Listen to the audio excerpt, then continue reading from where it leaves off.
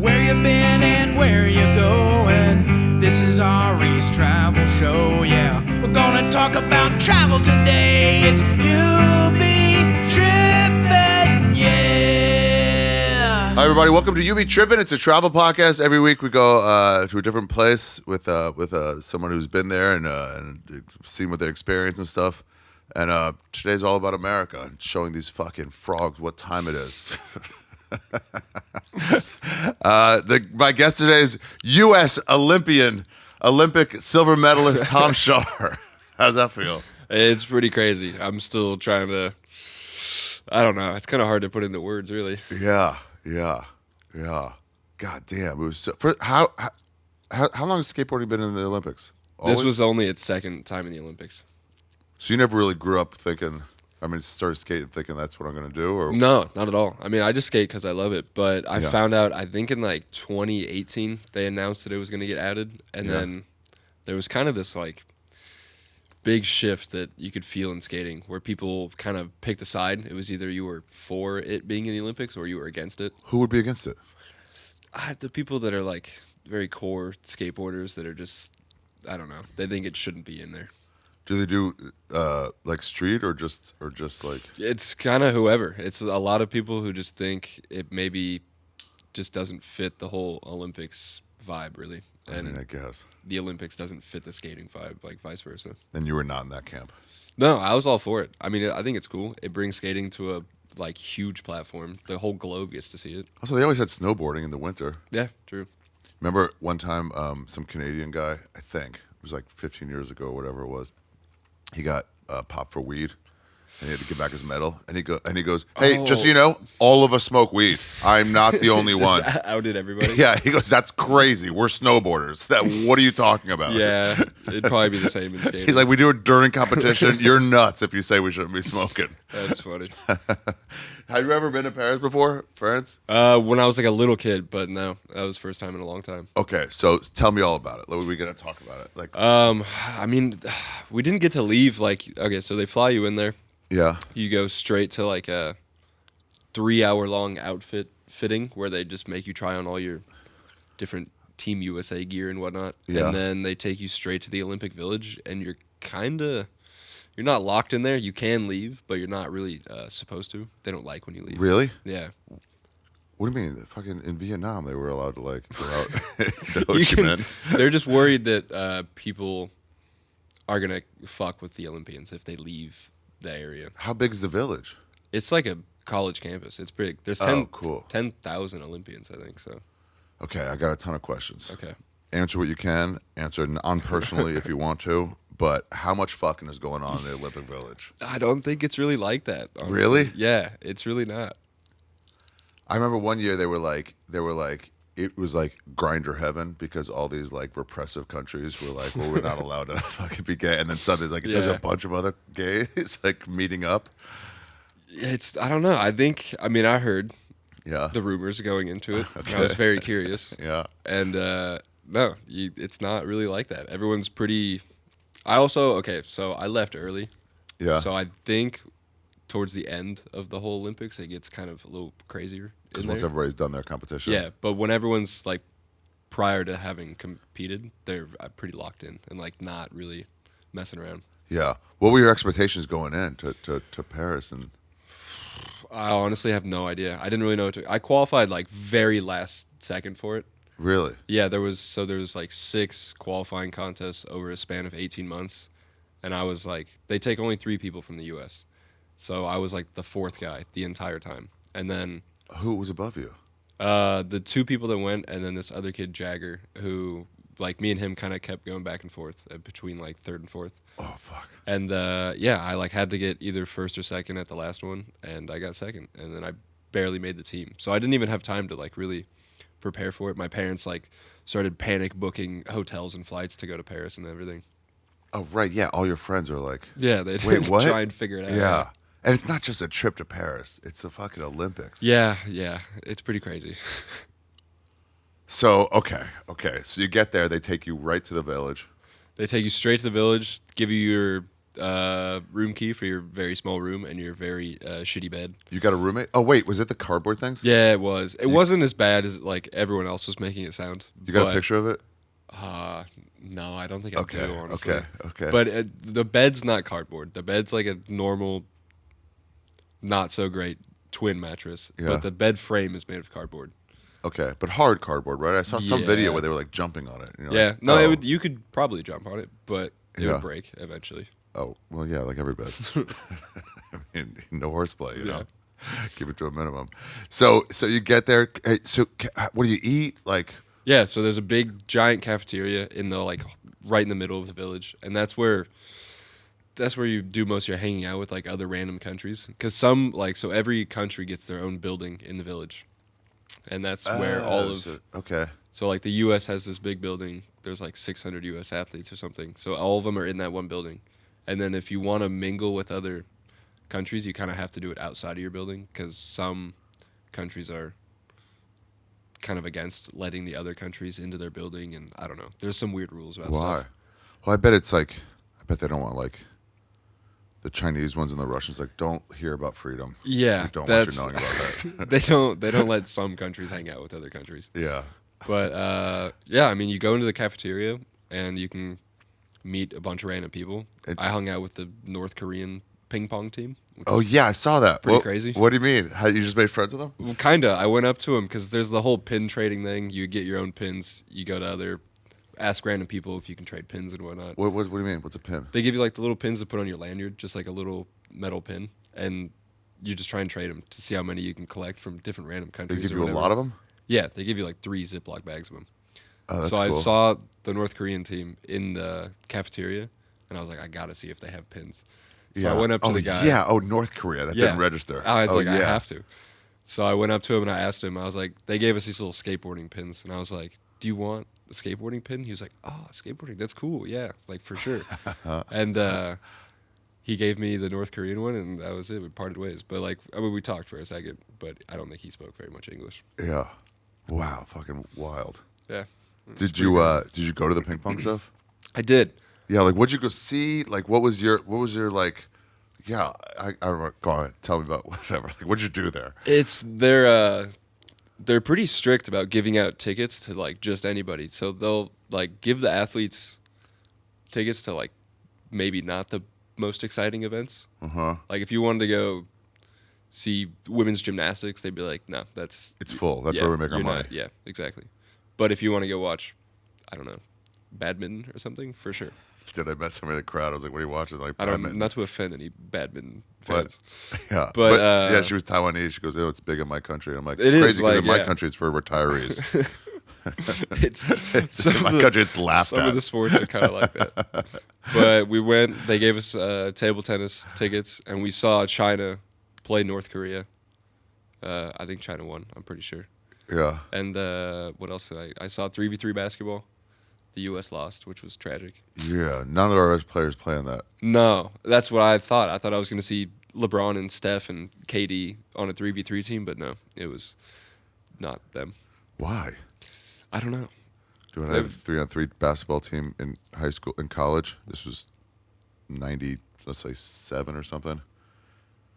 Before I tell the story, I'd like to say it's a different time, but it was one sub. So we call ours, well, we were just trying to like fuck with the student union. So we're like, we called our team 3 N-words and a Jew, and they were like, no, you can't use that name. That's not going to work. Yeah, but I was like, they're the ones who chose it. So, okay, what's the food like? What's the shitters like? What like? Food was, I saw a lot of complaints online from other people, but it wasn't that bad. It was just, chicken and rice and veggies and desserts. It was fine. I mean, there was nothing to complain about. It wasn't anything special, but Did the basketball team hang out with you guys? no. So like the really high tier celebrity athlete people, they stay at like the Four Seasons down the street or something. Like Simone Biles too? yeah. Like that? No, actually, she was in the Village. I saw her like every day. Wow. Very nice. Yeah? But like the really are honestly, because they probably wouldn't even fit on the beds. Oh, fair. But they all, or if they're like much more famous person. They don't stay in the village because they'll just get bothered all day probably. Dude, I took a sleeper bus in Vietnam once, just like a 10-hour whatever. Yeah. You lean your seat back and sleep, but it's all made for Vietnamese, so it came up to like middle of my neck. It was just like floating. They're like, no, 6 feet. That's not a person. That's no, funny. come that big. Okay, so was there like camaraderie between all the like Olympians? Did people come to your events? Yeah, people were actually very hyped on the skateboarding, which was surprising because we were walking around the village because there's like not much to do. There's the cafeteria and a gym, and that's kind of it. So you have to try and find some entertainment. So we were just walking around asking random people what sport they thought we did, and it was just me and like my other skate friends. And a lot of the people like would look us up and down and just be like, nothing. They just like didn't think we were actually competing. I think you're playing a joke. Yeah, because everyone in the village is either 7 feet tall and like the strongest, buffest person you've ever seen, or like a 4'5" gymnast. So it's pretty obvious to tell like who's athletes, and then there's just us kind of like scrawny skaters. Yeah, skateboarders are the type. They have the build of someone you would cross the street to get away from because they don't have good parents. Most of the time, yeah. Yeah. But like a lot of people were asking like what sport they thought we did, and this one guy named a bunch. And then we finally told him that we were skaters, and he was like, "Oh, I was trying to think of real sports." And I was like, "Oh, cool, thank you, thank you." Okay. So what's like competition like? When do they get you and like time to go down? Yeah, so we had practice for like a couple days before the event, and then they just come and grab you. You got to bring your whole outfits and everything, and then You got to lug your own. I mean, what do you have really? You have a board. yeah, a skateboard, and we had to wear like a certain USA jersey, but that was about it really. Everything else is you can choose what to wear. Wow. But yeah, they grab you and they take you down there, and What, like shuttle over there? yeah, bus over, you compete, and that was it. It's over it happens very fast. What do you mean? What's fast? It just, like, I don't know. Well, okay, maybe because it was like 2 years of like build up to like this grand moment, and then it's just over in like 30 minutes. So it feels. It wasn't just one competition, was it? Was it like qualifiers for finals? Or There was was everyone go? there was qualifiers and then finals. Okay, maybe not 30 minutes, but like 2 hours, and then it's Qualifiers and finals right then, one time? qualifier. Yeah, it's back to back. Oh, it's not like days later? No, same day. Wow, interesting podcast about Paris. And you know what's cool about Paris? That you'll go whenever you go, not Olympic space, is the fashion sense. How do you blend in to the fashion-conscious world of Paris and be casual at the same time? Well, you know who's got you covered? True Classic. Yeah, that's right. True Classic shirts are tailored for a perfect fit. Snug in the arms and chest with just the right amount of room in the midsection. I'm wearing them right now. I'm wearing a True Classic t-shirt right now. In fact, I'm wearing two. You can wear as many as you want because they're that well fit. You have a gross body. You have a weird GMO-enabled body. It doesn't fit right, but True Classic's got you covered. Just the right amount of snug in the arms and chest, just the right amount of room in the midsection. Everything you want. Their activewear becomes an essential for workouts and vacations alike. Their activewear crew necks offer moisture wicking, quick dry, and odor control. That's something you need because you smell a lot. You won't with True Classic. Forget about the look. Do you want to stink? You don't. Not in Paris. Not anywhere. True Classic is so committed to their products they even have a 100% perfect fit guarantee and easy returns. Right now, you can unlock big savings when you bundle items site-wide. Just go to my exclusive link at trueclassic.com/trippin to save. That's trueclassic.com/trippin and discover the perfect blend of summer vibes and timeless elegance with True Classic. Shop now and elevate your wardrobe today. Guys, you know, when I started podcasting, none of us thought we could actually sell anything online from this. We were just doing it to be able to cuss. It was a version of morning radio, but with cussing. We could say damn and hell. Oh my gosh, I'm still not used to it. But the furthest thing from my mind was selling online. I didn't know how to do it. But you know who helped me do it? Shopify.com. What I'm selling over at Shaffir.com is used Kill Tony merch from Madison Square Garden. Yeah, this is actual used merch from his show. It's not pirated. No. I beat up members of his show on the way out. A lot of them were on drugs. A lot of them were drunk. They couldn't handle themselves in a fight. And I can't handle myself in a fight either. So I had Louis J. Gomez. The J was for Jump Ya. And we beat the shit out of drunk members of the Kill Tony audience. And now we're selling them online. We got all sorts of stuff. Some with blood on them. Shopify.com will help me get there. From every stage of your business, they're your guys. From the beginning stages to the setting up your own POS systems, it's Shopify.com, you guys. Yeah, Kill Tony merch. Used. I'm not selling these on the cheap. A lot of times you go outside a stadium and they go, oh, half price, half price. No. These are more expensive because they're hand worn at the show, at the Kill Tony show at Madison Square Garden. I beat them up for your benefit. Thanks, Shopify. And if you sign up right now for a $1 a month trial period at shopify.com/trippin, you'll help out this podcast. That's shopify.com/trippin right now to grow your business no matter what stage you're in. Shopify.com/trippin. If you get blood on one of your shirts, you know it's braggalocious. Now let's get back to the episode. That's the worst thing about watching Olympics is like you're watching, there's someone from like USA, so that's who you're rooting for, let's say track and field, and you're like, they take off, and it's like, oh my God, they're going to win. And then they win, they're like, all right, sweet, it advances to second out of 4 rounds. Heat 3 of the quarterfinals. Like, why is this on? Why are you fooling my emotions? Tell me about the competition. Do you have the medal? I do, yeah. Oh, wait, hold it though. Don't wait. Let's wait until you fucking win it. Okay. Okay. So fucking nuts. You have an Olympic medal. It's weird. When you get heavy into drugs, that's the last. That's your bottom. The last thing that's that your I sell. bottom when you sell it. Yeah. That's like shit. It's all gone south. Oh god. Contest. So we had like 4 days of practice. For the people who don't know, like you skate competitively for how long? I should say that. I've been skating for like 20 years. Like professionally, maybe for 20 years since you were 4. Yeah. Really? Yeah. I don't know why my parents let me do it that young, but they did. You should have started you a year early. You would have won gold. True. Yeah, Could have been 3-year-old. a little sharper. Yeah. Come on, Mr. and Mrs. Shark. Get with it. I know. Fucking Tiger Mom. 4 years old, though. Jesus. Well, my older brother skated. Shout out John Schaar. Shout out John. He R.I.P. We miss you every day, buddy. He started skating when he was like, I don't know, 6. And I was the younger brother, so I had to just copy everything he was doing. Yeah. And, just kind of kept going with that, and that was about it, really. And then you just start getting hella good? No, I sucked for a long time. I didn't really start getting good until I was like 10, but that was after 6 years of skating. Right. But now I've been professionally skating for like 10 years, and made my first Olympics. What's your ranking? What do you do? Vert? Or how I do vert and park. Okay. There's vert, park, and street. Those are like the main 3. There's other options, but those are like the ones you would see in competitions. Okay. And street's just for video? Street is for video, but there is street like street was in the Olympics too. There was park and street. Street's the one with like the rails and the stairs and everything. And park's like it's hard to describe. The pool? Yeah, like a empty backyard pool on steroids, kind of. And that's all the SoCal, like. Yeah, exactly. What was it called? Dogtown? Yeah, Dogtown days. Dude, yeah. When I met you, it was I met Tony. Yeah. Hawk, and he was like, "What are you guys doing now?" We're like, "Nothing. We got a show in San Diego, like in 5 hours." He goes, "You should stay." I'm like, "Why?" He goes, "There's some guys coming." And Oh, like, he made you stay and watch? yeah, like they're the best there are. He goes, if you were all interested, this is the time to stay. And it was pretty wild when you could be that far, like a foot away from this ramp.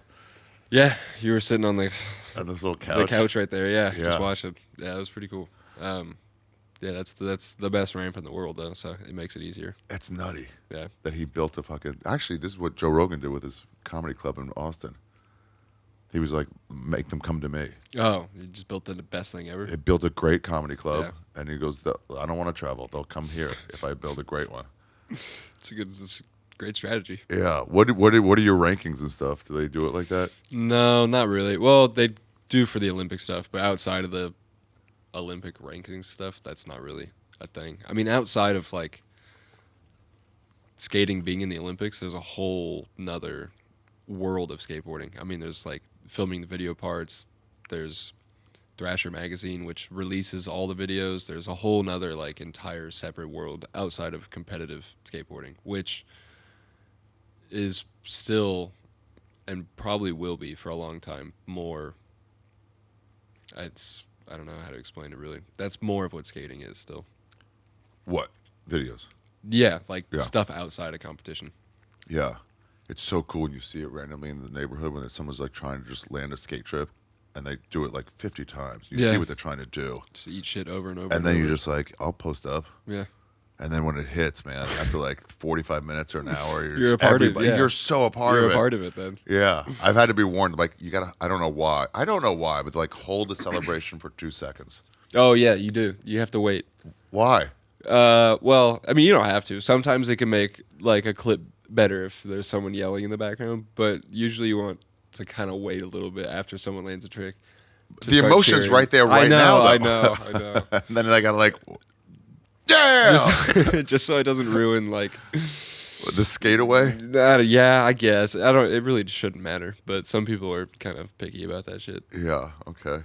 You got pictures from the Olympics and stuff? Yeah, I do. Let me see what you got. I mean, were your parents proud of you? Did they, wow, look at yes, that. They were. Oh my I'm trying God. to see if I can find any good ones. This was on the podium. I'm on the left. Keegan Palmer's in the middle. Did you know these guys going in? Yeah, everyone in this contest has known each other since we were 9, 10 years old. Right. Keegan's the one who got gold. He's from Australia, and then Augusto Aquillo is the Brazilian. He got third. Okay, Brazilians are fucking good, huh? They're very good. Yeah, Brazilians, U.S., and Australia is kind of the 3 main. Really? ones. Yeah. And that's represented right there. Trying to see what else I got. My medal has bite marks in it because people were doing shit like this all night, Like going hard? taking chunks out. Yeah, there's like pieces missing of it. What? Can I see it? Let me Yeah. see it now. This is so There's- fucking cool. Everybody just was passing it around and taking bites out of it. Did they, so- did they give you a satchel? Did you have to get that for yourself? No, this is just a random bag I found at my house. Nice. Oh my God. People are just biting it. That's so Yeah, funny. What's I mean- it made of? It's kind of. Oh my God, it's heavy. It's heavy, yeah. Whoa. But if you turn it around, you can see like scratch and bite marks everywhere on it. The on the other side, there's like the little hexagon. Yeah. That's a piece of the original Eiffel Tower that's in there. What do you mean, this? Yeah. So in like the 50s, they did repairs on the Eiffel Tower, and they just had a bunch of like scrap pieces of it laying around. And they made... So that's they so saved it. fucking artistic. But that's from the original one from like 1889 or something crazy like that. Wow. Yeah. Do you know it's Eiffel? Huh? It's Eiffel. No, it's not. Yeah, Is it really? I think so. I went to there's a museum there, and they had like a mock-up of it that this guy made. His name was like Eiffel. Oh. And we're just like... It changes We're everything. just like cowboys. We're like, Eiffel? Eiffel. Nice. Wow. I mean, did you show this to everybody? Yeah, pretty much. It's got Paris. Oh, and then the Athens right there. Yeah. It's got the... Wow. Who's this chick? I forget what it's called. Lady Olympia or something She's like that. fit, bro. What does it say on there? Oh, wait. I tried to translate it, but I think it's... Oh, is it Latin? Yeah, I think so.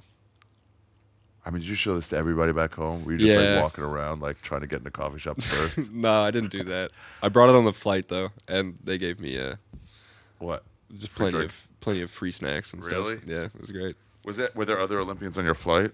No, I left early because I just really Oh, wanted right. to go back Why'd home. you leave early? I just kind of wanted to get out of there. I Yeah. was only there for 2 weeks, but it felt like a lifetime. Yeah.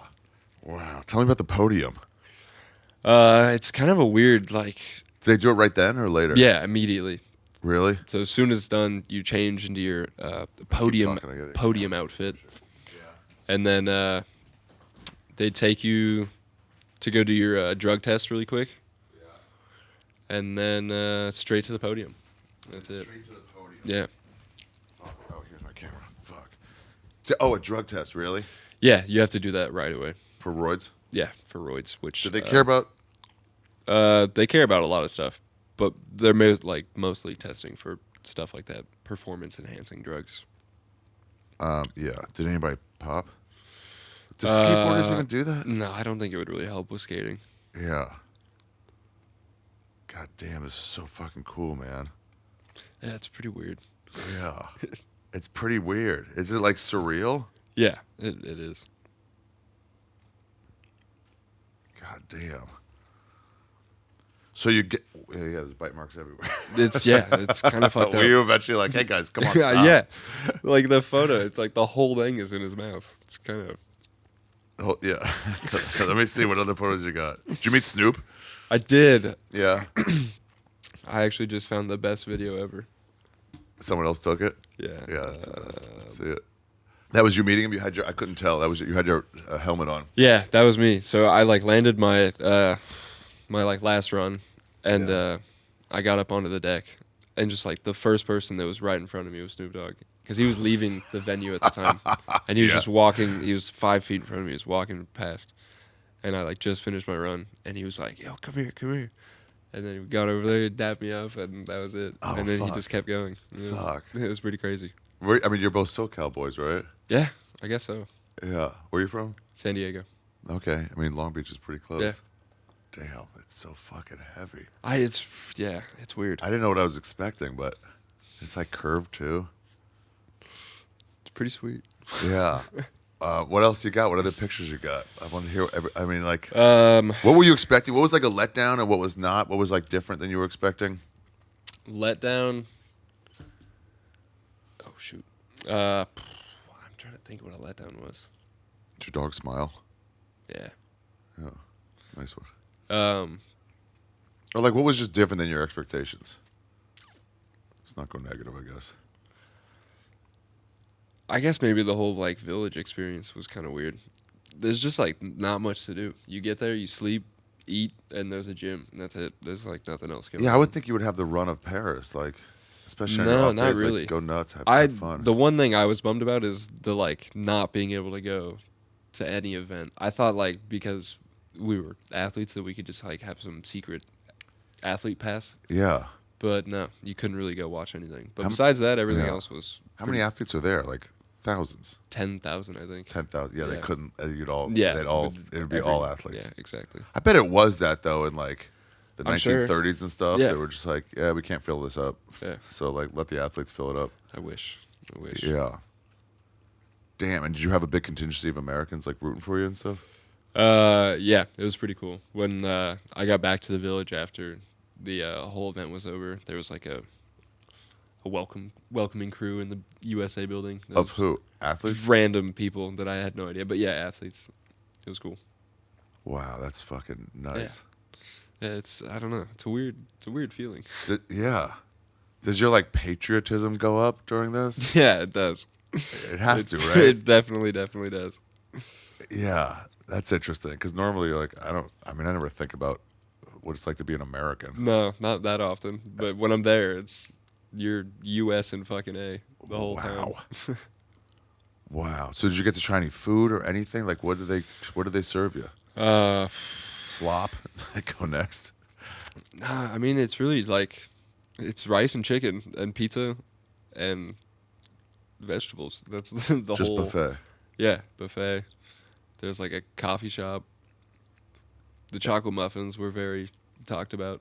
Yeah. They were pretty good. Okay. Nothing And no crazy. like baguettes and like croissants and shit like that. No There French was shit? there was baguettes, but not like, I don't know. They were Olympic Village baguettes. They weren't really Right. that great. Fuck, that sucks. You couldn't just go out and like do Paris. We could have, but it was kind of, I don't know. They were just not. They were kind of just skeptical about us wandering around. Yeah. I mean, also like. They told us if we did want to leave to wear normal clothes, like don't wear your Team USA stuff, so you wouldn't be like recognized. They had these this like someone was doing an interview about the '92 Dream Team, basketball, and everybody was going out into the main like tract of Barcelona, and they were all getting recognized. It was Michael Jordan, and they're getting mobbed everywhere. Charles Barkley getting mobbed, and then John Stockton is 6'2" white, normal guy. Just no one's even talking to him. They have no idea. He's just like, well, beat it, white guy. We're looking for these basketball players. The accountant for the team. This must be your agent. Just making solid bounce passes all the That's time. funny. Making solid bounce passes. Fundamentals, bro. Gets you in the Hall of Fame. He does. What does this change for you? I mean, honestly, I don't know. I really don't know what's to come. Not much. still just gonna keep skating. That's really Yeah. kind of the only thing I want to do. But I mean, are you like? I mean, your stock goes up. Stock goes up a little bit, yeah. Yeah. Stock goes up a little bit. But outside of the Olympics, me and Tony are working on some video projects that are soon to come. What's he gonna do? Like skate with a cane? Hopefully no not. disrespect, Mr. Hawk. Keep him healthy for as long as we can. By the way, that would be great when he does hit like 85. He is gonna be doing tricks. Off He'll a still cane. be, yeah. He'll still be skating. Yeah. How cool is that guy? I know, he's the best. But yeah, we're working on a couple things that are coming out sooner than later, and yeah, that's kind of on pretty much my whole agenda right now. Just going back and filming. Yeah. So what? Tell me more about this fucking experience. Like I don't know. What else did you do there? So you're stuck in this village. You're stuck in the village. It's an interesting way to see Paris. Yeah. Like no one will get to see it that way. That city's done now. Yeah. It's taken down already. Oh yeah, everything's already. Like sometimes I think when you see places, like there's a time, like my friend went to Kabul during the occupation. Yeah. And he goes, that city's gone now. Yeah. Of these people working out there building stuff up, or like if you were like a Nazi in like French occupied, like German occupied France, where you'd be like, oh, you don't get to do it like that anymore. Yeah. Just walk in any coffee shop, like gimme. But like Olympic Village, France, Paris is like so specific and unique. When you go back, it'll not resemble that at all. No, not at all. I mean, at least I'll get to go do something. I can go see some stuff. Yeah. But yeah, it's weird. You like lose track of time because you're just in this like place. You don't pay for anything. You don't pay for anything. You don't pay for anything. You don't have to wake up at a certain time really for anything. There's kind of just like, I don't know. Is anybody annoying? I'm not gonna say names. No, yeah, don't say names. Point fingers or anything. But yeah, but Belarus was annoying. some of the track and field people, kind of high maintenance. Not gonna lie. Really? A little bit, yeah. Well, I mean, their bodies are temples. Skateboarders' bodies are just not like, saying who or what country or anything. What do you mean? What do you mean high maintenance? Just they might have thought their bodies were too much of a temple. So they're like, I can't eat this pizza. What is this? No, not even that. Like, I'm worse than that, honestly. What do you mean? It's don't say names, but what do you mean? There's 1,000 of them. So it's true. Yeah. On the way back from, we did the opening ceremony, and then they take us on buses from there back to the village, and our bus got lost, which was a common theme throughout the whole Olympics. I think because there's all like the Olympic volunteers, but they just had random people as the bus drivers that like weren't previously bus drivers, like just full bus, not yeah, like shuttle, full bus. It was like just some Uber driver was your bus driver now, and it wasn't working. They were getting lost, like running into things. Buses were crashing into poles all the time. So our bus got lost for an hour and a half maybe, and like 10 people on the bus were like, I don't actually know what sport they were. I'm pretty sure they were track and field. Yeah. But they were yelling at the bus driver, telling him that we were all frantic, like calling people, trying to get the bus driver in trouble, like just calling higher up, saying that we were all panicking and everything, but no one really. And we're was. like, no, we're not. Yeah, we were all. We're fine. cool, man. We're just looking outside. It's Yeah. nice. There's windows here. But yeah, kind of some drama, but that was kind of. Yeah, That's how end of comedy it. festivals are. They'll hire just like volunteers to be drivers of Yeah. smaller things, but then like the theater comics are all like, "This is the worst that's ever happened to me," and all the club comics are like, "What?" Yeah, that's kind of exactly how it We're all works. just talking, man. It's pretty cool. Going on a skate trip, getting lost, or hitting something in the like bus is pretty common. So Right. Yeah, skating, especially street skating. It's like, isn't there a lot of like, oh shit, pull over, let's try this. yeah, let's exactly. try the stairs. Exactly. That is funny. What time was your competition? The qualifiers started at noon, and then the finals was at 5. But it kind of sucked for everyone back home because that was 3:30 in the morning on the West Coast. So And the qualifiers. yeah, qualifiers. Fuck that. Yeah. That's maybe you can stay up. Yeah, I had some friends that just pushed through the whole night and watched it, and then I had some friends that went to sleep at like 8 p.m. and woke up at 3. You can't just to go watch to it. bed at 8 p.m. No, God, It's not I like could your never, body can just turn I off. could never do that. Yeah. Yeah, that's bad planning. Because also the skate world is not like get up for work world.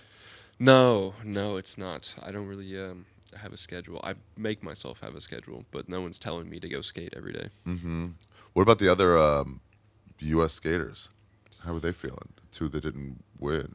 I mean, they know like how good they are. They're Yeah. two of the best in the world. Gavin Bogger and Tate Carew, who are the other ones. And I mean, that's kind of the crazy thing with skating. It's like anybody that makes the finals could win because everyone's has such like a diverse approach to how they skate, and it's just kind of whoever's feeling it the best that day is usually. Do you have to tell them ahead of time, like in ice skating, what tricks you're trying? No, Okay. thank God, that would suck. Yeah.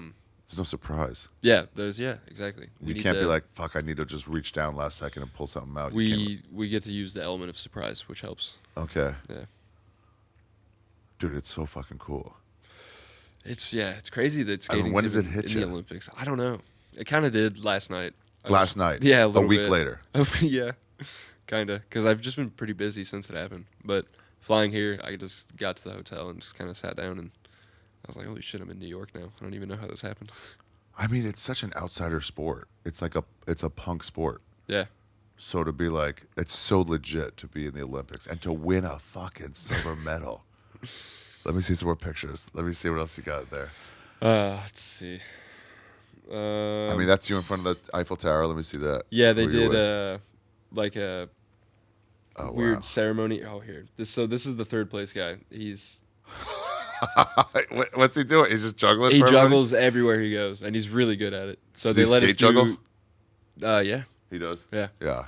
So they let you go on like a catwalk after you get your medal, and you do like a little runway show kind of in front of a big crowd. And everybody's screaming for you. Yeah, it's pretty crazy. It's all like it happens so fast though. They just like as soon as you get your medal, they grab you, they pull you in 20 different directions, and And they go So do here, this, take a yeah. picture here. How long after Exactly. you win was the medal ceremony? immediately. So no showering and putting on a suit. It's like what you're wearing. Go. No, I just poured water on my hair so I didn't look like a Let me psychopath. see it. Let me see that one with And you. The then- medal with the Which one? the one down, like two up from the bottom, in the middle, above the Eiffel Tower. This one? Yeah. You look way older there. That's the water in your hair. That's I had to do something. My hair looked pretty fucked up. Yeah. Regardless. I mean, you're just wearing a helmet. These are the media outfits that they make us wear. What? Yeah. What it's is like that? A full tracksuit. It looks like you're about to fucking spin in Vegas. That's Tony's stepson Miles. It's in that he wanted to put on the whole outfit.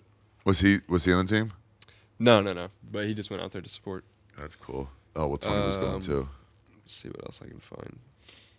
Oh, here's the video. Oh, that's it. Yeah. So you just got off. I like just finished my run. And he's like, come on, come over here. Oh my god. Oh my god. And then he was just saying what's up to everyone. He was so supportive, huh? Yeah, he loved it. He was the Yeah. mascot of the Olympics. Yeah.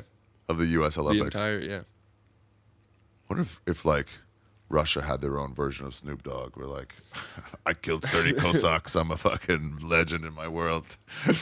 I'm surprised no one else is doing something like that, though. Yeah, free trip to the Olympics. Trying to think what else. And I the other don't have Olympians, too when you much. got back, they're like, hell yeah, congratulations. Yeah, they've finally accepted that skating was somewhat of a sport, Yeah. but still not really. A lot of people just, I don't know. There's me and the Birdman. Damn.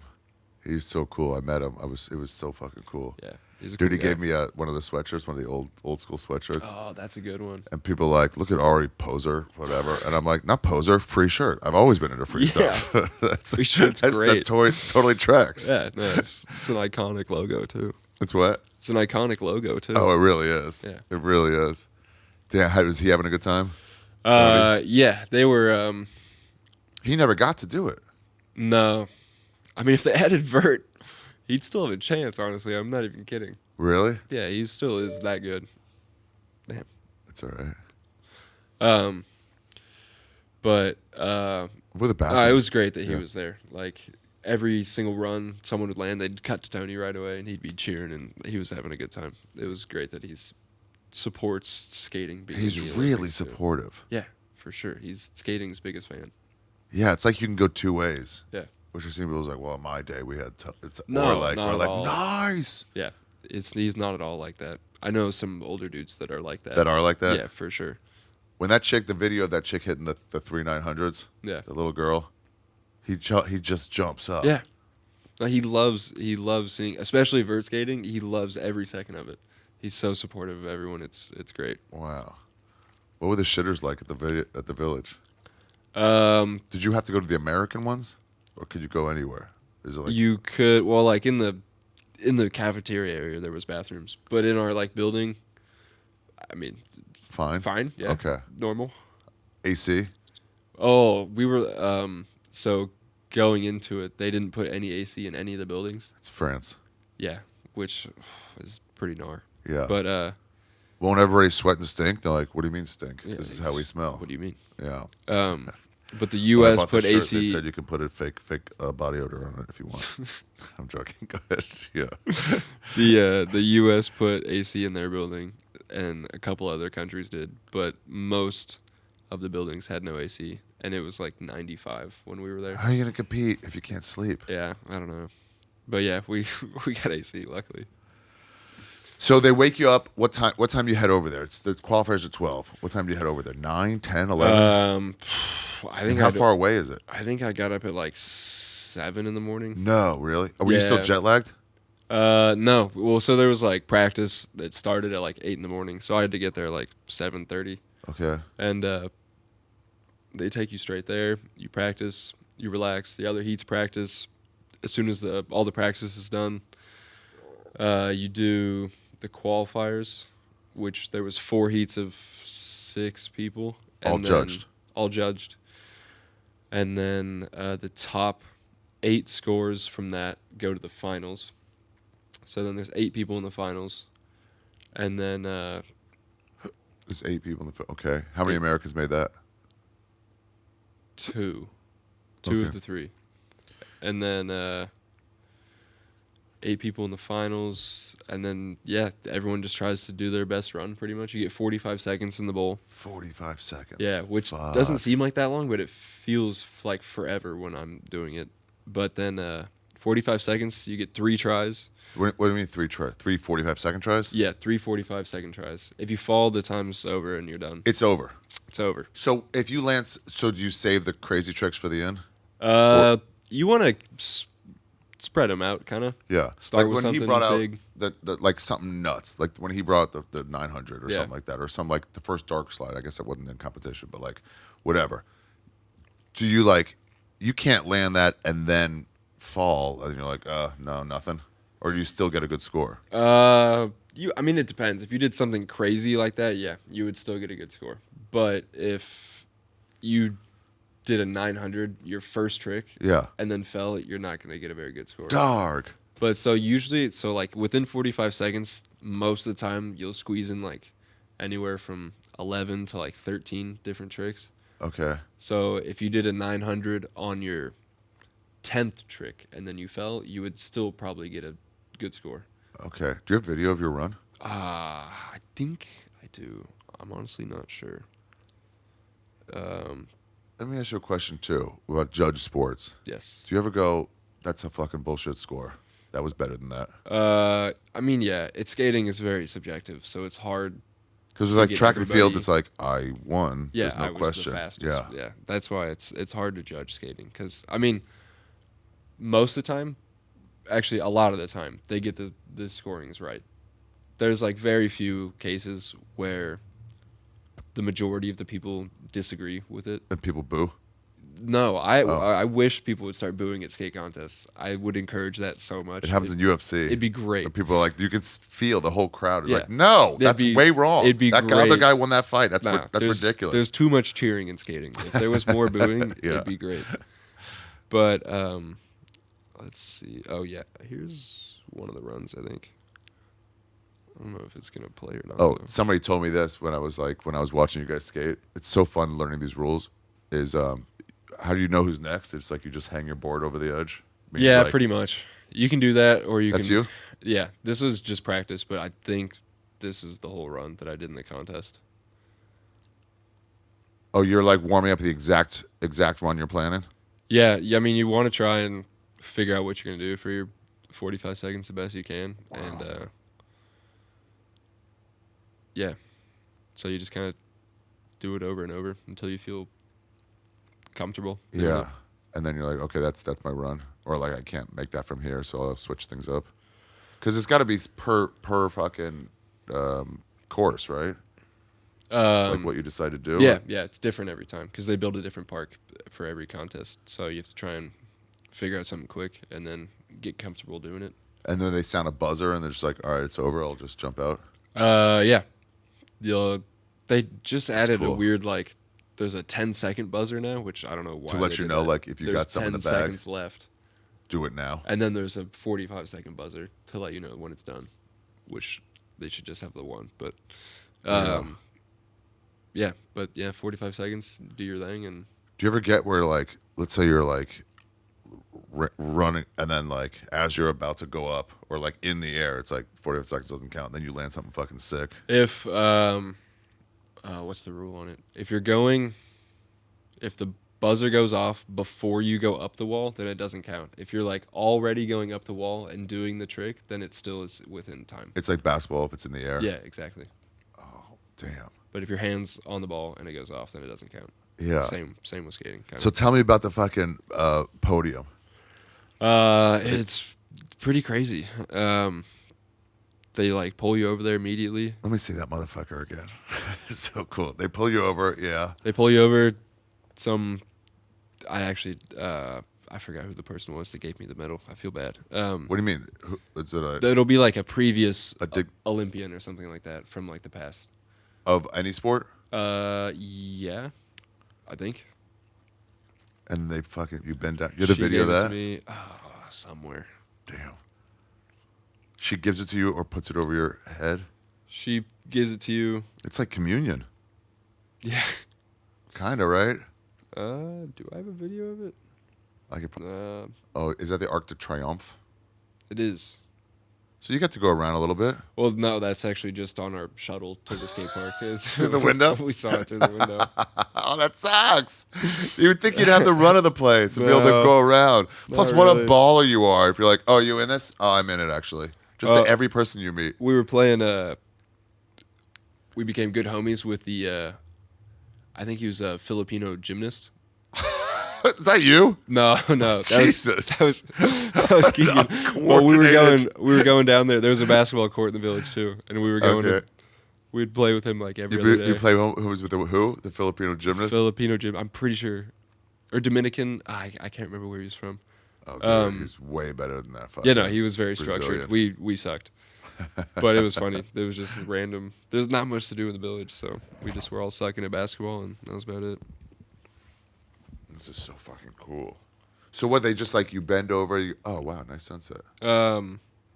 Yeah, they announce your name, you walk up there, stand on the podium for a second, wave, smile, do your thing. Take some And pictures. then, take some pictures, and then the lady gives you the medal, and then wave and smile more. Are you surprised by how heavy it was? Yeah, I was. I did not know. Did you get to see any other medals before you got this one? It's everywhere. I did. So like in our room, all the skaters were staying together, Yeah. and the other, for the street team, Jagger Eaton got silver as well, and he brought it back, and I saw it. So I saw that one before, but then I got that one. Wow. Oh, so he won something else. Yeah. Okay, well, Yeah. that's cool. Yeah.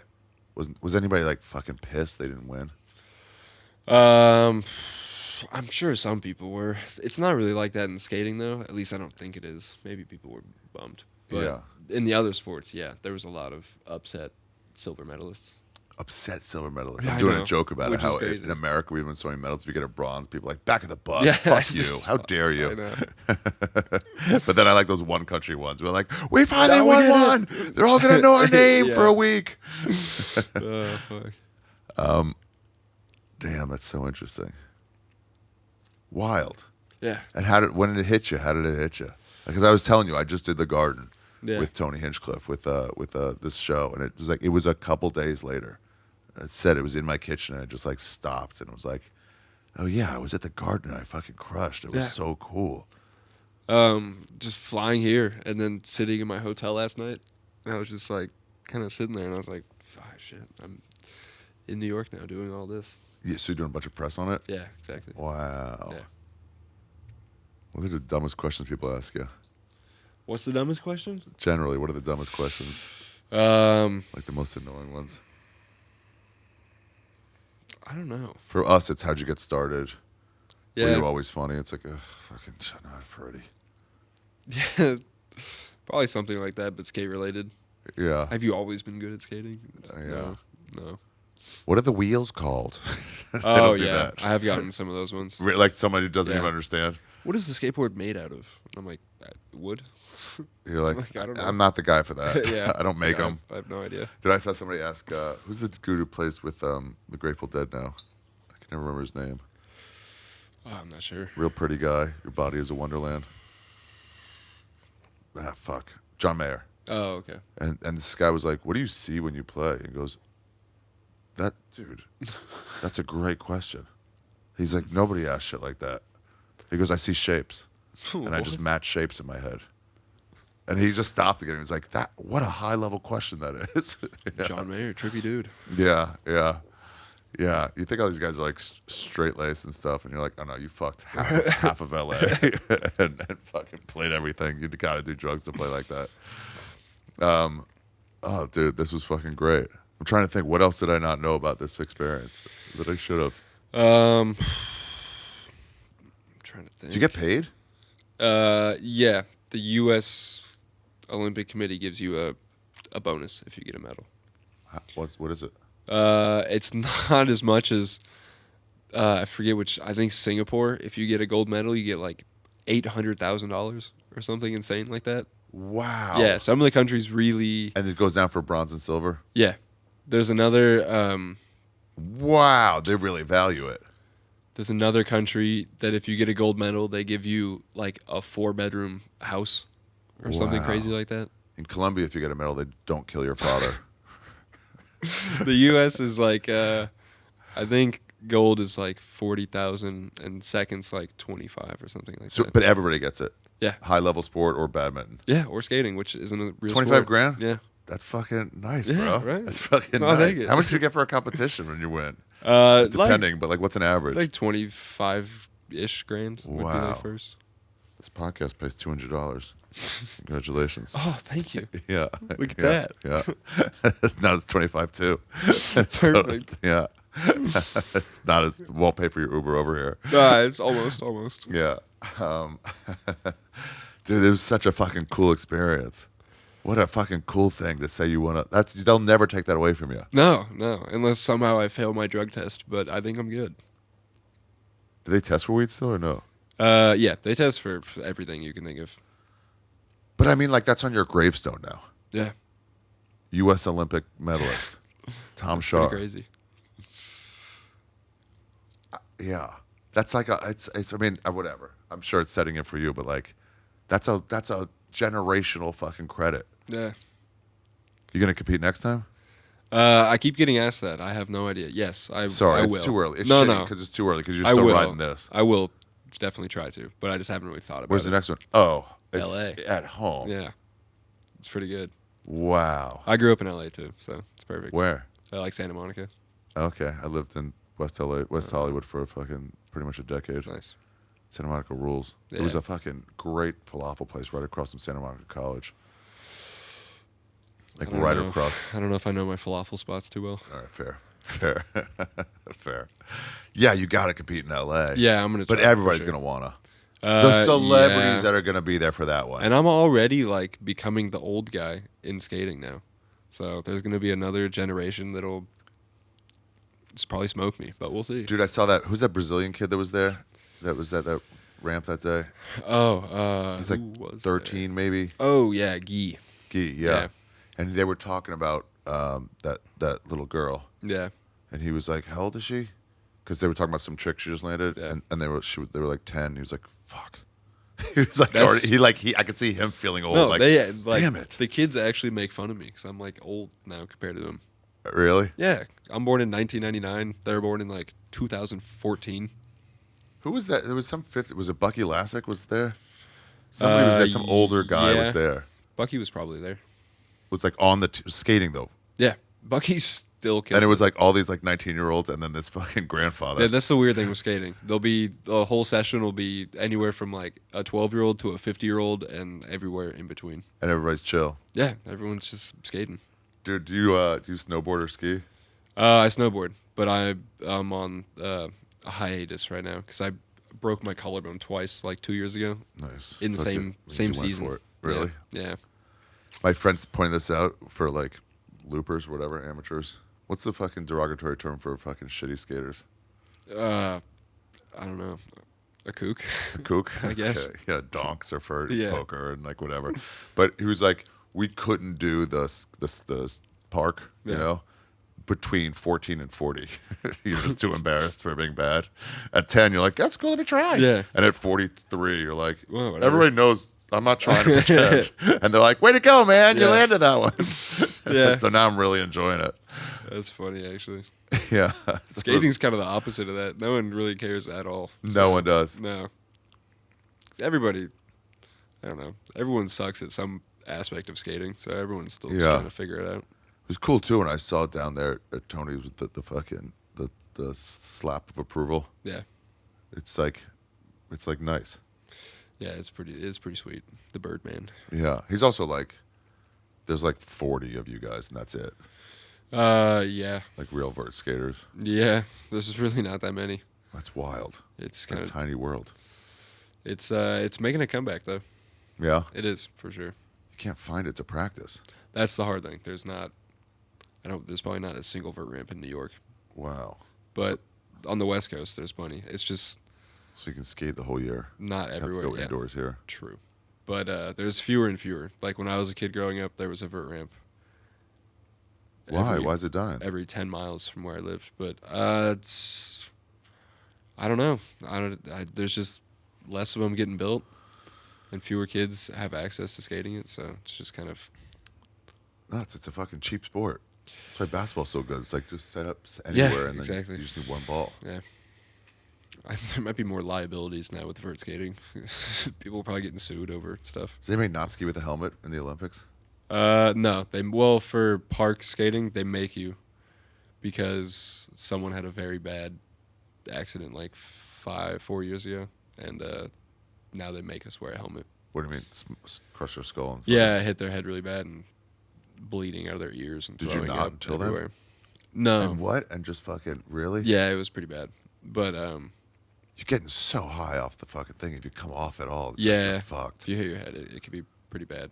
But now we have to. But outside of the Olympics, no, most of the time we don't really wear You don't? helmets. Yeah. Because you're not a fucking. I won't even let you guys bleep whatever I was gonna say. Dude, congratulations. Thank you. That's so badass. Thank you. What are you doing while you're here? You want to go to a comedy show? Yeah, I'd love to actually. Okay. That'd be sick. Yeah, I'm performing tonight and tomorrow, but then I'm off on the weekend. But if you still want to go with Yeah. your buddies, I can get you in. For anywhere. sure. Did you go in San Diego when I was there? Yeah. You did? Yeah, I came down. Nice. That was a good show. That was a good show. Yeah. McCusker went up. Yep. Yeah, that was cool. Tommy, buddy, congratulations. Thank you, man. Yeah, it's fucking cool. Like it's just hitting me now, sort of. Yeah. It's an Olympic. It still medal. hasn't. It really- goes back to Athens. Yeah. It's a. I was gonna make a random guess, but I have no idea when it started. Yeah, I really don't know. It was like in like it was like the BC days, Yeah. and then it took a long break. It's back when they were wrestling naked and trying to use dicks fucking for position, and then straight to like, all right, no dick holds anymore. That's a couple updates. What was the most random sport you saw there? I've never seen fencing before. I saw that. It's not that random, but it's just crazy. Like, kind of watching. I that. think fencing to really get more support needs like an Alec Baldwin fucking mistake where someone doesn't put the Someone tipper lose an on eye. and then just really stab somebody. Like, God. and then just the realization, like, what? There's supposed to be tips on there. Who took that tip off? And the other guy's like, They would. I mean, Yeah. if they use swords, I'd watch that for yeah, sure. do that, then turn away and do those, and like, on the walkway. That would make it baller, dude. I would watch that. All day fencing would be to the death. Oh, yeah. I saw Ecuador. I lived in Ecuador for a while. And I was like, they won one medal. It was speed walking, and it's like, better not to win. Damn. That's like, Speed walking's a crazy one. yeah. There's just a judge looking at you bend your knee. Yeah, I met a girl that did speed walking, and she was teaching me the whole technique of it. It's honestly kind of hard as fuck, but yeah, she was saying that they're very, very strict about the whole knee situation. My dad did a speed walking marathon at 65. A marathon? Yeah, 65, Speed walking. Yeah. People are like, you can't run a God. marathon. He goes, I'm not going to run. I'm gonna speed walk it. Wait, so hold on before we go. So you qualify. That's a huge relief. Yeah. Did you know after your run, you're like, okay, that's good enough to get me in? Yeah, kind of. I did my first run in the qualifiers, and I got like a 92. And you know that's like, that's going to play. 92 is pretty good. Especially top 8? Is that what you said? Yeah. That's going to be top 8. 92 is pretty solid most of the time. And then I got in there. I got to go second to last because I qualified. That's huge. Second. That's big. So on my last run, I was already in the finals. So on my last run in the finals, I was already in second. And it's not cumulative, right? No, just Okay. best run. And what best was your run scores counts. in before that? I had a 92.5 in second, and the person in first, who was going last, who was after me, had a 93. Okay. So I had to just try and improve by like 1 point. And I went through my whole run. I got to the very end, and I just fell on the last trick. But if I would have landed it, I don't know. Maybe it would have been different, but I guess we'll never know. Are you disappointed in silver? Is No. any part of you get- I'm not the sad silver. Okay. Okay, good. Athlete. Good. I'm very happy with that. I'm fine. And when you landed in the first 2 runs, when you land, as soon as you're done, do you know like that's got to be 91, 92? Yeah, you can kind of. I mean, sometimes their judging is all over the place, but like going off of what they gave me earlier, You're like, and I did pretty much the same thing. I was like, okay, well, it should be like a 90 something. So, yeah. yeah, And then you see that 92, what was it, 92.3, 92.1? 92, yeah, something like that. When you see that, you're just like, fuck yeah. Yeah. I'm getting a medal. I mean, kinda. I didn't really know because it's the Olympics. Like everyone was going for broke. They were Right. all trying their hardest shit, and but yeah, I don't know. People just kind of kept falling or just didn't really get the scores they wanted, and then all of a sudden, I was like the second to last person to go, and I was in second. And I was And like, you already clinched second. yeah. Oh my So I God, was like, that's oh so my God. fucking free. Yeah. This is what we do in comedy specials, like tape a bunch of sets and you already got it in. Now you can just be free for the last one. Yeah, that's exactly what it was. It was great. Wow. Damn, Tom, man, thanks for coming. Yeah, thanks for having me. Yeah, you got anything to promote specifically besides your fucking self? Who do you skate for? Monster? Element? Yeah. I skate for Monster Energy. I just got on New Balance shoes, which has been awesome. Birdhouse skateboards as well. Oh right. Shout out Tony. Shout out Tony Hawk. Yeah. He's the man. I guess I technically. No, I don't. I'm like, it's my one free shirt since whatever. So. Yeah, you're on the team. Hell yeah! You're on the team. Thanks. Yeah, we need Birdhouse comedy. Yeah, that would actually be good. That would be We'll good. go on tour. We'll do a skate comedy tour. Oh yeah, hell yeah. That could work. Just set up something in the back. Like, all right, guys, enough with this. Come on in. Let's hear some jokes. That'd be perfect. Damn. Yeah, thanks, man. I appreciate it. Yeah, thanks that for was having me. awesome. That was awesome. Well, here's what I was going to say. Last thing I forget because it was so specific. Do you have any travel tips in general when you go traveling? Like pack light, make sure to see stuff, make sure whatever. I don't know, like anything that you try to do. I feel like I always see people just like panicking while they're traveling. Like, just chill. You're going to make your flight on time. You don't need to be there 4 hours early. You really don't. That's Yeah. such an old person thing. And, just enjoy the trip. I was going to Copenhagen for a comedy festival. My buddy Bobby Kelly called me. He's like, "Where are you?" I'm like, "What do you mean?" He's like, "I'm at the airport. Are you here yet?" I'm like, "I'm at home.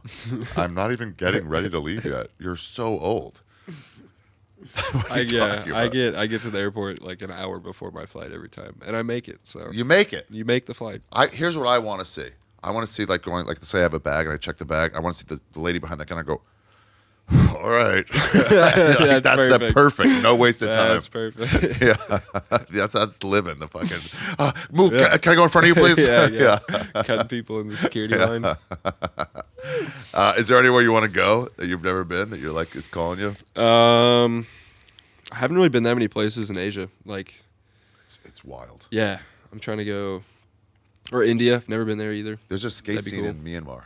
Yeah, that'd be sick. It's wild because it's such a just new developing country, and there's in Yangon, in Rangoon, whatever. There's like a skate scene. That's some things I definitely gotta check out. Yeah, more Asia. You could also, they can't tell us apart, so you could. I had to get a visa for China once, and I went in and it said like, "What are you doing there?" I was like, "I'm working." And they're like, "Well, then you need a letter from the government. You need all this stuff." And I was like, "Fuck, I fucked it up. I was supposed to just go like without saying."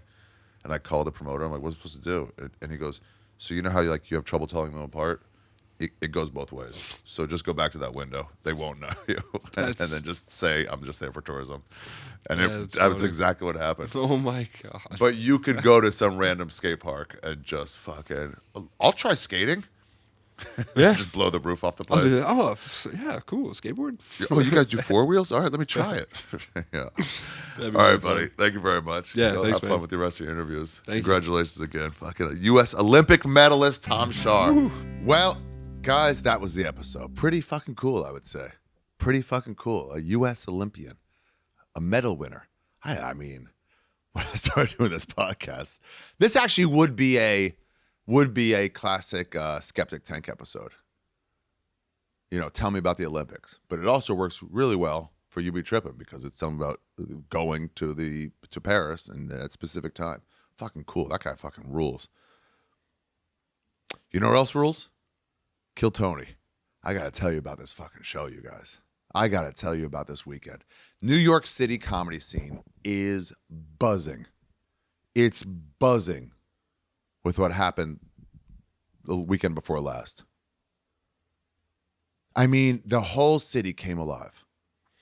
If you don't know Kill Tony, I mean, you do. You know Kill Tony. It's a great fucking, it's the number one live podcast in the world. It's available on YouTube all the time. And I've done it since its inception, really. I've been doing this show for 11 years. So I've seen a few shows at Madison Square Garden. And I've seen some friends. Louis was there with Adrian Appalucci, one of my best friends. She fucking killed. And that was really cool. I saw Chappelle, premiere his movie there. He went up. Jon Stewart went up. And I'm friends with Ronnie Chang and Jeff Ross. They were on there. This was different. This is our show. Kill Tony's our show. It's his show, but it's all of ours. So we all felt an ownership of it. And they were like 50 comics backstage every day, Friday and Saturday, just hanging out, running around Madison Square Garden, just the back of Madison Square Garden, just having a fucking blast. It was so fucking cool, man. I got this hat in the gift bag meant for Harlan Williams. I stole a gift bag from Harlan Williams and Joey Diaz on the way out of the after party. It was wild. I mean, I got so much to tell you. First of all, I mean, I don't know where to even start. The production value is so fucking epic at these big shows. It's big, way bigger than the Louis one, way bigger than the Chappelle one. There's fire. So I went day one. I went Friday just to hang. And I mean, it was comic after comic. He brings it out. They have these crazy, like almost like the Sphere level fucking videos to start the show with all the Kill Tony regulars. Like an AI version of all these guys doing like fucking smashing up New York City. He really leaned into the New York vibe. And then he comes out, you know, first the band plays. Then, I mean, there's so many details, I'm going to forget a lot of this. So then Jelly Roll goes up to sing New York, New York, Sinatra's version. I saw him backstage getting hair and makeup. Yeah, Jelly Roll gets hair and makeup done. Those, I don't know what I'm allowed to say, what I'm not. Those are not his tattoos. He gets those put on before shows. He's actually a very nice Christian guy. He doesn't have face tattoos. That's retarded. Why would a Christian nice guy have face tattoos? He's a normal dude. He puts those on before shows. So he's in hair and makeup getting his tattoos put on. And he goes, Ari, you inspired me to dress up. You know, I don't do that naked stuff anymore at Kill Tony. I'm a grown man. And I went on Kill Tony in Austin and I wore a fedora and a like a professor's shirt with like patches on the elbows. And I said, I'm a grown man now. I don't do that childish stuff. Jelly Roll said he saw that and he goes, I was inspired by that. I want to dress up and pay homage to this great man, Sinatra, in this great city, New York. And he's saying New York, New York, with a fucking sick smoking jacket and press-on tattoos. So then he went on. So then Kill Tony comes out. Marcus King's playing in the fucking band, one of the best blues musicians of all time, let alone our era. He's just playing in the band, nondescript. Red Band comes up, introduces Tony, place fucking erupts. There's a soft glow in the room, a soft red Kill Tony red glow across the whole fucking audience. What a production value. My buddy James did all the production stuff for it, who did it for my special. Yeah, the Kill Tony production designer is the production designer on my next special, which you will see at some point, and you'll see how fucking crazy this guy is.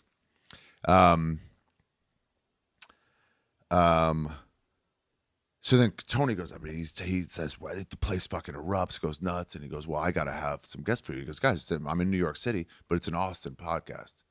It's an Austin podcast, so I got to have some Austinites for you. Please welcome Shane Gillis. And the place, there were so many eruptions, one bigger than the next. And if you're a Kill Tony fan, you're hoping. You know it's going to be a good show because it's always a good show. But then you're also hoping to get one of the regulars. Listen, it's like when you see a band. I went to see, in Austin, I went to see the Pixies. And then I don't know when they added to the show Arctic Monk, Franz Ferdinand. There was this other opener named Bully, this fucking female singer, who was really quite good. But sometimes you get a singer like Bully, and you're like, wow, she's really good. Or they were really good, or whatever, you know? I'm not saying she's a they, but why not? Spread that. But you're like, that band was really good. Maybe I'll get a t-shirt. But then sometimes you're like, I know the opening band. Franz Ferdinand was on a high level of that. And we sat on, it was so fucking hot. It was so fucking hot. This one chick, I know Marlene, was just so out of it. She was on mushrooms. We looked down, she was like this, cross-legged, like, it was outside of the H-E-B arena. Not arena, amphitheater. And it was so fucking hot. It got under 100 degrees at 9:30 p.m. It was, I'm not joking, on Earth, the hottest city in the world that day. Move to Austin, they say. It's beautiful. She had heat exhaustion for sure, but she survived it. She is infertile now, which sucks, but she survived it is the point. So, what was I saying? So you see a band like Franz Ferdinand, you're like, oh, even better, even better. So he brings out the first Austinite, Shane fucking Gillis, who is, I mean, legitimately, possibly the biggest comic in the world right now. And he's my vice president on Legion of Skanks. It was 4 years ago, and he drove up from Philadelphia. It was 4 years ago. Now, in August, he drove up from Philadelphia to double cross DeRosa during the Skanks election to hang out with everybody, because it was just COVID, but also just really for free drinks. That was where Shane Gillis was then. And now he's one of the biggest comics in the world. That legitimately may be the biggest.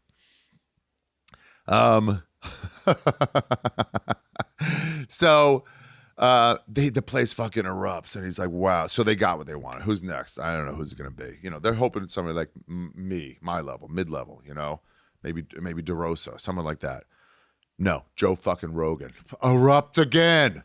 Joe Rogan and Shane Gillis on the dais for Kill Tony. Joe Rogan comes out with this fucking giant green mink coat, nylon, fake mink coat, with fucking baller sunglasses, and just leaned into it. It was wrestling, guys. It was wrestling. And that soft red amber glow just permeated the whole audience. 20,000 people in there going fucking crazy.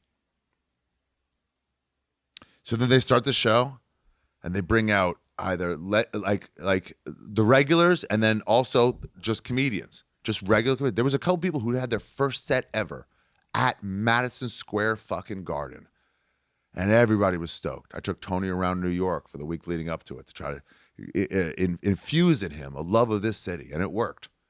He did love it. He finally understands it. This city rules, and he honored it. He honored it in a way that only Tony could. You know, he didn't shit on the sidewalks. You know, he could have done that. That would have honored the city. He did it differently. He put on one of the greatest shows of all time. Ron White went up. Harlan Williams went up. A minute. Luis Gomez. He wasn't. Also, you got to understand, Tony's not just a comedian on the show. He's running it. He's a producer on the show too. And so he's got a hard out at 10 o'clock. If he goes over, I think it's either $100,000 or $300,000 to go over by a minute. And then he can go all the way till 10:59. Show starts at 7 o'clock. He was like, hey, doors open at 6. Can we open at 5:30? We just want to open at 5:30 so we can get, well, this is actually not my story, so I won't tell you this part. Doors open at 6. He got in there. The fucking pre-show was fucking sick. And then, he brought up Big J. Big J crushed so hard. Tony was setting everybody up to win, man. He wasn't just running the show. He was cutting promos for people. So Big J goes up after this fucking pretty guy goes up, this open micer he bombed. Tony, also to start with, so the show at the Forum in L.A. where I took my dick out of a hole in a Kobe Bryant jersey was a shitty crowd. They weren't a good crowd. They were booing comics. They were chanting. They were trying to be involved. You know how LA people are. They think they're the center of attention. So they suck. LA people in general suck. That's why they support the Lakers all the time and never support the Clippers. They're both hometown teams, but of course they all go to the popular team. And by the way, when the Lakers aren't good, they take down their flags. They don't support their team. They're fair weather fans. They're a terrible fan base. They're not as stabby as a Raider fan base, but they're a terrible fan base, full of bad people. And they were a bad crowd. So Tony didn't want that. So he goes up right away and he goes, guys, don't boo. You got to let these people have their minute. He tells the comics that all the time too. Because you got to let them have their minute. Don't interrupt. It's just 1 minute. And then we'll all make fun afterwards. But don't interrupt.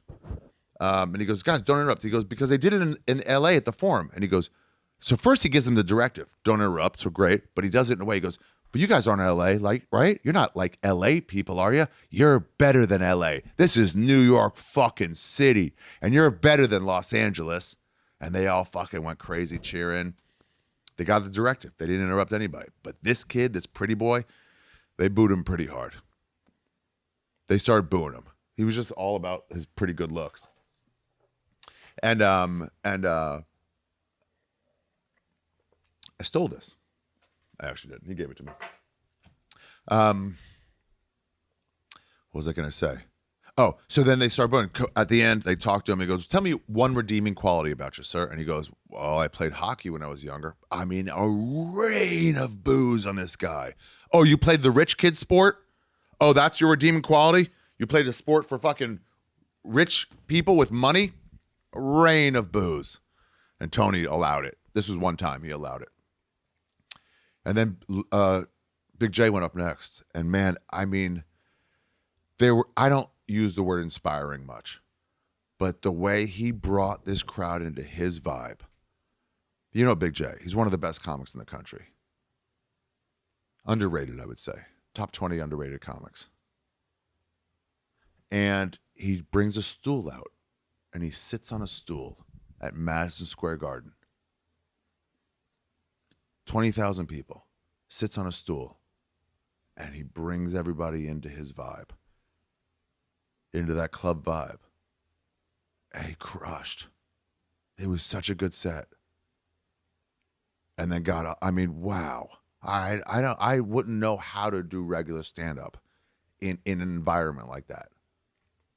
I always say, like I told Rogan, he was like, you should do one of these arenas with me. I'm like, I know, but I would need like 5 times because I would need to get used to the pacing. And he goes, nope, you'll get 1 time. Whatever you say about Joe Rogan, people forget. He's a comic. That's all he is. He's a comic. Nope. I'm like, but it'll be hard. Like, well, then you'll fail.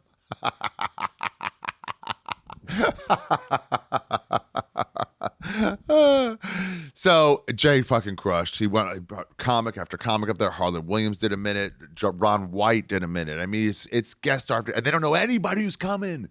And every time somebody comes up, fucking flames shoot up from the sides. Flames and sparks and fucking the production value was, Kronzer, man, what a fucking job he did. And So Lewis is on the show. Lewis Gomez. He's running out of time. He told Lewis, I don't know if I have time. And then he's 10 minutes ahead of schedule. And he's like, get Lewis, get him down here. I'll set you up. I'm going to put you on after somebody who wasn't good. We had to find Lewis. I called him 10 times. I kept calling him. Where are you? You're on next. They couldn't find him. He's up in the fucking VIP box, drinking free drinks. All right, no matter how rich you get, you want those free drinks. He comes down. They introduce him. He gets a 10% standing ovation before he starts. This is Luis Gomez. You know, I'm not trying to shit on him, but he's not an internationally like famous guy. He's doing quite well, but he's not that. But this crowd knows him. They know everybody in stand-up. And he fucking did great. He did great. I mean, everybody had to start off with like, how do I get to my first punchline?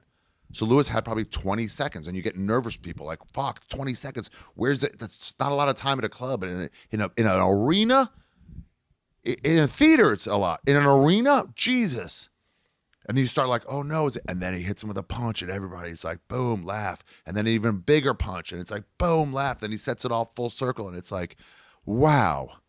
Wow. God, Lewis did well. And I'm watching the whole thing from the side. Who am I with? DeRosa was there for, was he?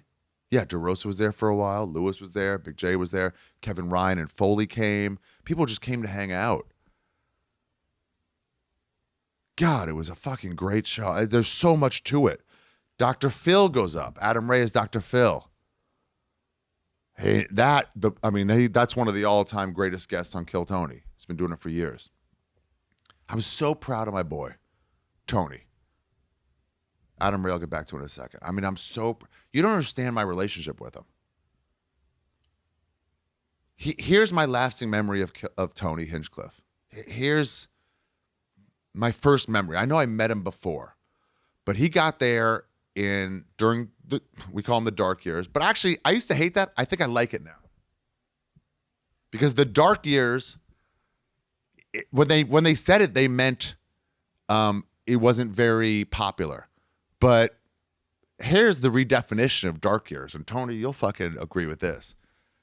The darkness came. But we got to experiment with our own darkness. We got to be dark comics. You call us edgelords, we lean into it. Yeah, give me that. Yeah, sure, I'm an edgelord. We're all edgelords because we're on the fucking edge. We're doing dark shit that's going to make people walk. But if you're cool, you'll fucking like it. Remember Batman's parents got stabbed on the way home from fucking going to a show in Harlem? It was fucking, we shouldn't be here. We're rich whites. Yeah, if you're cool, you can go to those shows. And that's what the Comedy Store was. People experimenting. Benji doing a joke right after fucking Parkland that fucking leveled the room. Taking chances where no one wanted to laugh. Night after night after night, people are taking these dark chances. Yeah, the dark years. Yeah, because no one's coming to see us, so we could do shit. And it was during these dark years, I left for a while after Mencia and Rogan were beefing, and I just really grossed out by the way the Comedy Store handled it. And it wasn't the Comedy Store, it was the people who were running it. And I left for about a year. I just didn't feel like going. I was living 2 blocks away, and I didn't feel like going there. What's up, guys? Fucking Skeptic Tank Rants. And I was driving home one day. I don't know if this was when I wasn't there or not. But anyway, Tony Hinchcliffe got there during that time I was gone. So I didn't see him. He heard about me. I am the door guy. I am the Comedy Store door guy. I still feel like a door guy.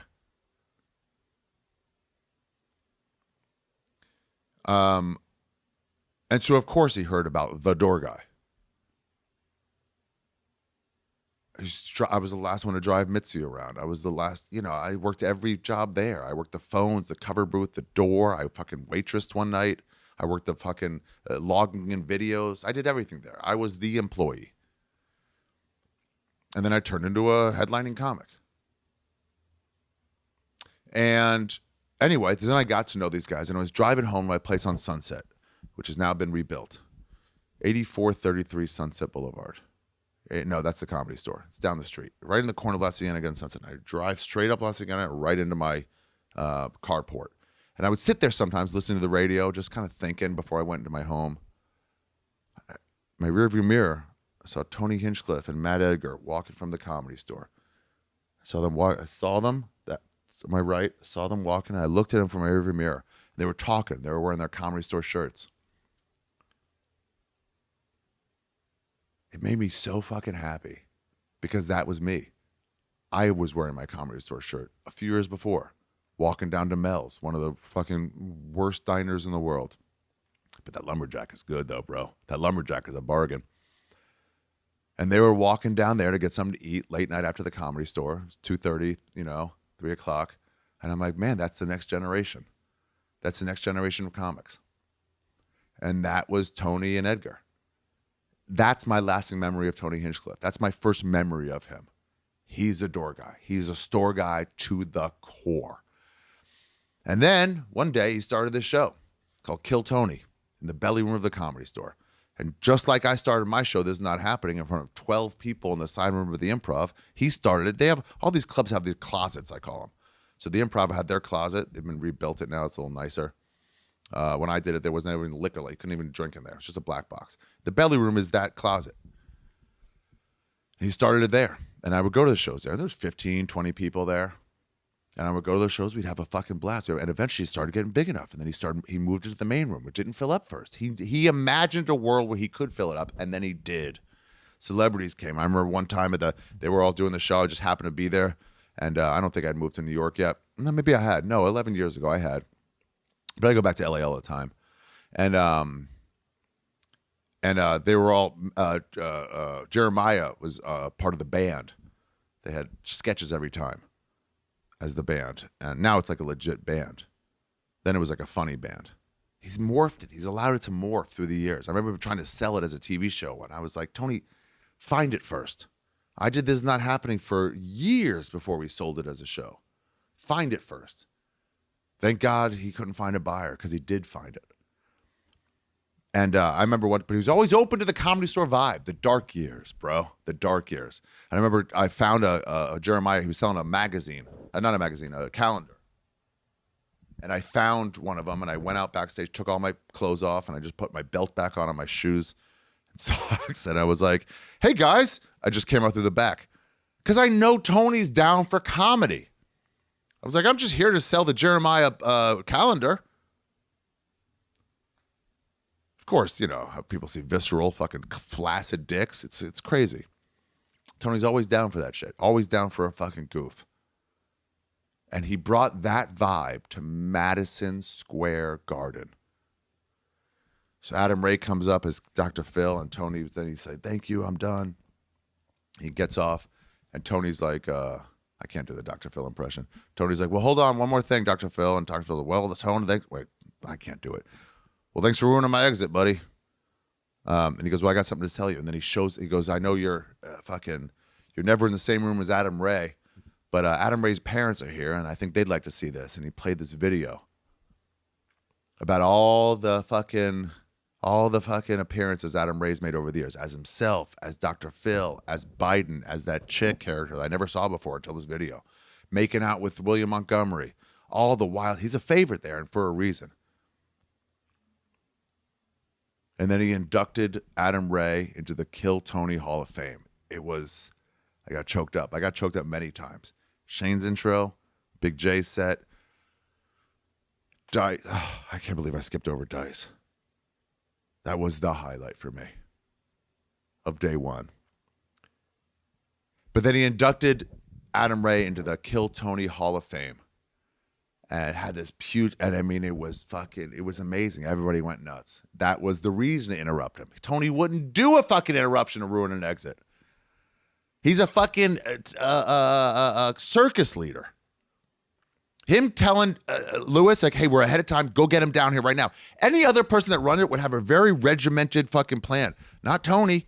He's fucking, let's move, let's morph, let's do fucking shit. Let's fucking, if you can think of something, I'll trust you. Do something. I had on this podcast, I had Harlan Williams come in. He's going to be on soon.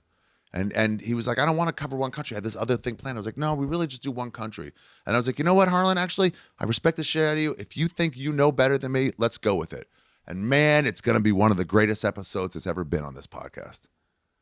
I'm still flying high from it. He was there. He did a minute. The place went nuts. He's a favorite of Kill Tony. You don't understand Andrew Dice Clay's place in the world of me. If you're under 35, you don't know.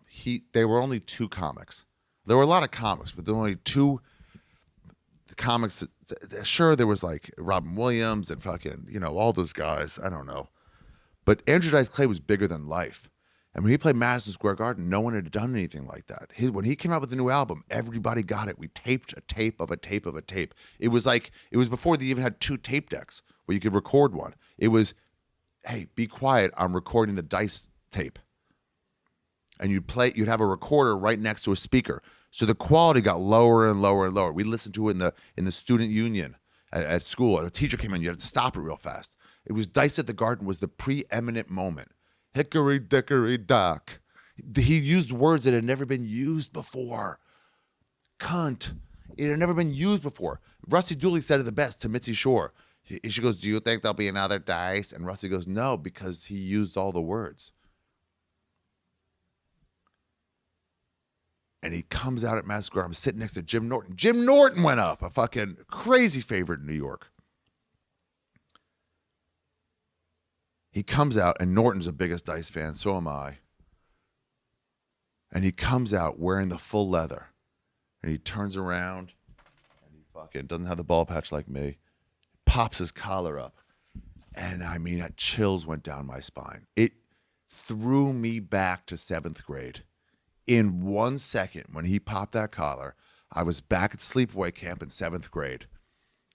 Jerking off under my covers when no one could see me. Ever so quick. Don't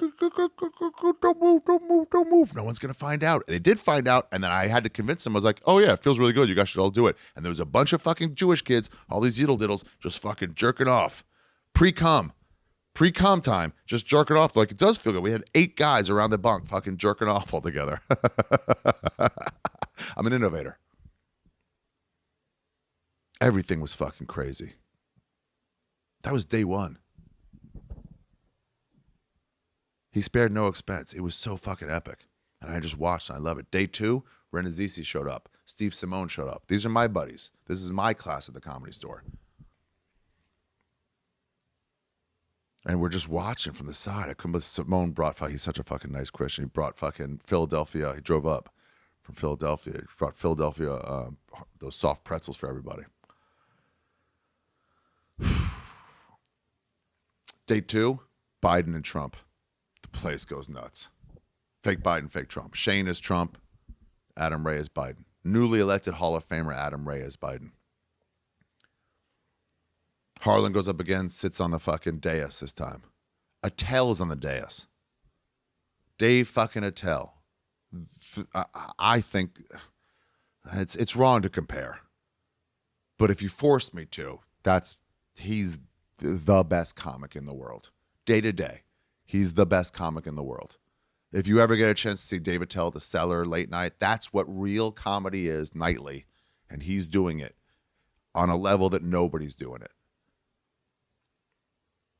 Constantly writing jokes, constantly fucking quick, so fucking quick. He's on the dais. The place is crazy. Dice goes up again for a second. There's so many that soft red amber glow in the audience the whole time. The Black Keys did 2 songs to start the show. Aaron Rodgers is in the back. I see him in the back, and I'm like, what? He was walking in wearing a Counting Crows shirt, and dude, when you see a celebrity like that, for a second, you're like, yeah, what? I handle it pretty good. And I was like, oh, hey. And he goes, hey, Ari Shaffir, big fan. I'm like, what? I go, yeah, same. Yeah, what, 2 or 3 time MVP? Aaron, any chance you could fucking go to the Cowboys? Is there any chance you could go to the Cowboys? Just for fucking 1 year. We got good everything, man. The defense is solid. Finish off this Jets contract and then fucking go to the Cowboys, man. Yeah, it's not tampering when a Jew does it. It's only tampering when certain Jews do it. Big fan. I'm like, yeah, same. And we're all talking in the back, and he's just a cool guy. Jeff Ross is there. Jeff Ross came out day 1. And all the regulars, David Lucas, Ari Matty, bro, killed day 1 on a level. His pacing was so good. The joke was good. The bit was good about homeless people. I'm not going to ruin it. But the pacing to do that big an arena, that's how I'd fail. I would just do my club pacing. The pausing perfectly to soak in the setup. It was another inspirational. Just fucking, I learned from him. That's what you get in New York. I know he's an Austin guy, but that's what you get in New York. New killers all the time teaching you things. Damn, this is going on too long. And I mean, we're getting drunk in the back on day one. I was going to do something day two. And I told Tony, I was like, oh, by the way, buddy, if this is getting too much, like, you don't have to. And Tony's like, bro, just the attitude was like, no, I need you to do something. You're part of this show. Are you nuts? You're part of the show. I did clear my schedule. As soon as he found out he booked it, before he even announced it, I cleared my schedule. There's a couple of things I did before it was announced. Cleared my schedule for Kill Tony before they even announced the sale. And I invested heavily in Spotify when Rogan told me he was going to take that deal. Made a lot of money. I made a lot of money investing in Spotify. God damn, that turned out good. He told me, and I was like, whoa. It's going to do something to the stocks. He goes, yeah, probably. And I was like, oh. Called a couple of my Jews. Fucking bank.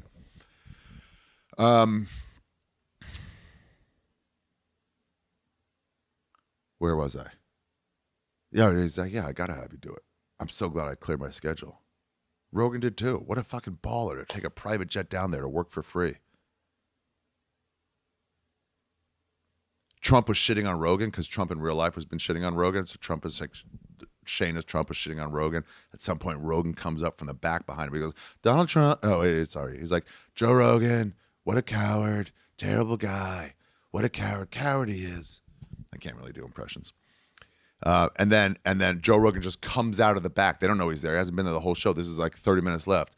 Terrible guy, real coward. And Shane hears the applause. He comes up from the back right behind him. Shane hears the applause and just keeps going.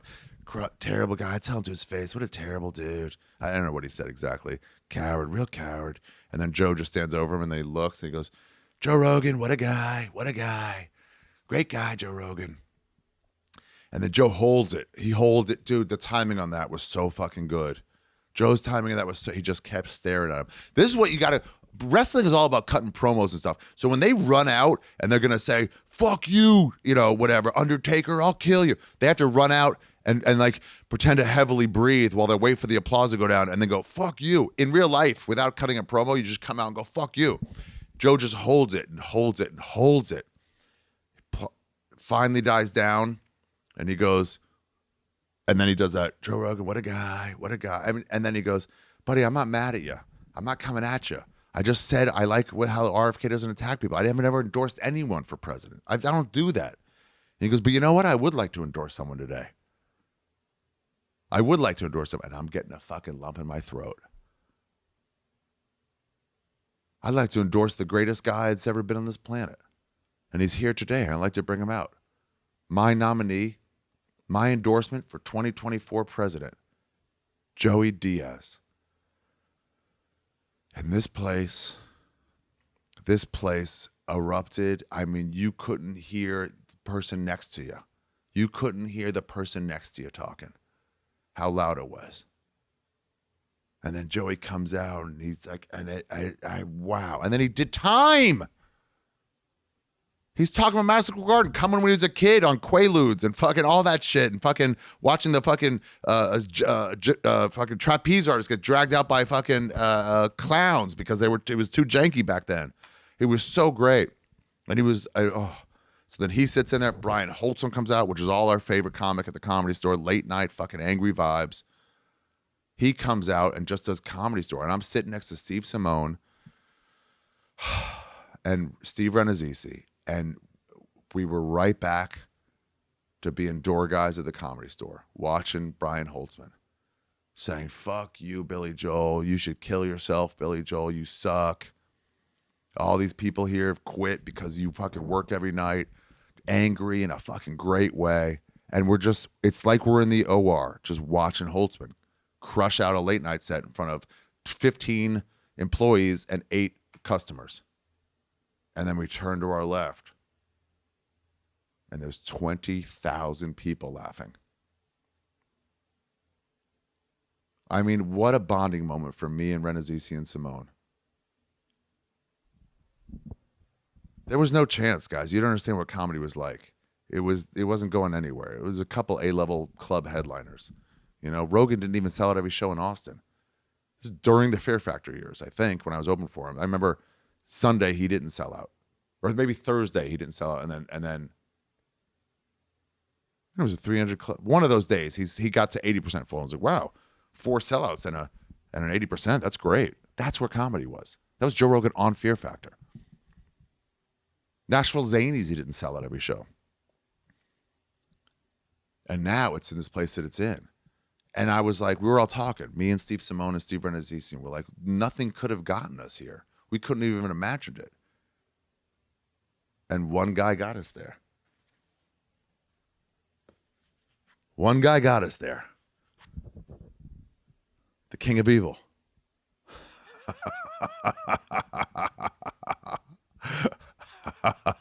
It was so fucking epic. It was so fucking epic. I'm getting teared up even thinking about it. It was so fucking epic. So chill. I mean, Tony and I talked about what we were going to do, and we kept getting like, can't do it, kept getting no's until 10 minutes before showtime. And he had so much shit on his plate, but he was still taking time to fucking come to me and like, how are we going to do this? What's the bit? How are we going to do it? And it's not about me. I was very happy with how it went.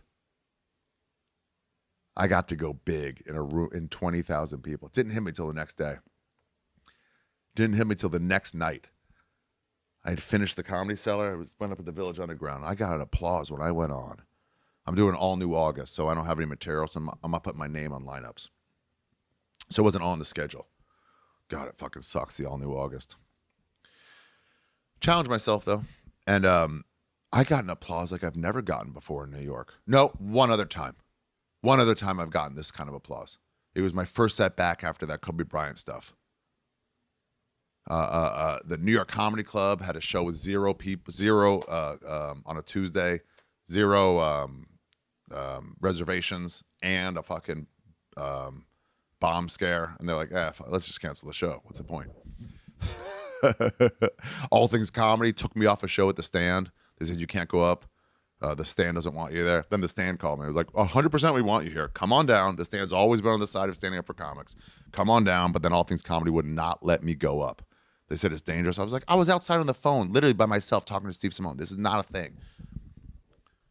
They're like, the Stand doesn't want you here. I'm like, you're lying. The Stand actually called, like, the Altius called me, said, please come. We want you to come down and perform. Anyway, so then 2 nights later, I think it was Thursday after the Sunday of everything that happened, my first set, it was in the upstairs room. I wasn't even on. They're like, do you want to go on? I was like, yes, I need to go on. I need to do this. I need to like get through this on stage. And they went on, and it was like a minute-long ovation. Because comedy fans know, they don't allow people to take one away from us. For what? For what they know is a joke, like it or not. They know what it is, and most did like it.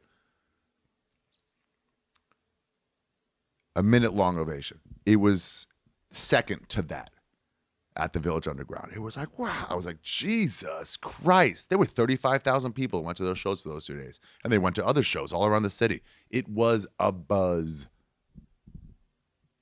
The Stand at the after party was fucking great. Everybody was there. It was one of the best after parties I've ever been to. No one was. I was on the upper level, but not the upper level. Not that many agents and managers around. No one was trying to climb or anything. It was just a fucking fun party. They brought all this buffet food with toothpicks in it, and I sat by there, and every time somebody picked something with a toothpick, I just grab it out of the toothpick and eat it. People were so mad, but I'm like, that's a ton. Go get another one. God, what a time. What a time to be alive in comedy. Joe Rogan said it. We're all talking about it later with our fat friend Brad and him and our used to be fat friend Tim. And Vert was like, I feel like I missed out. And Joe was like, I'm so glad I went. And he said, it wasn't just a comedy show. It was a celebration of comedy, of this whole fucking thing. We needed someone to get us to the Garden. And Tony Hinchcliffe, the door guy who used to walk to Mel's, he's the one who got us there. We rode his fucking coattails.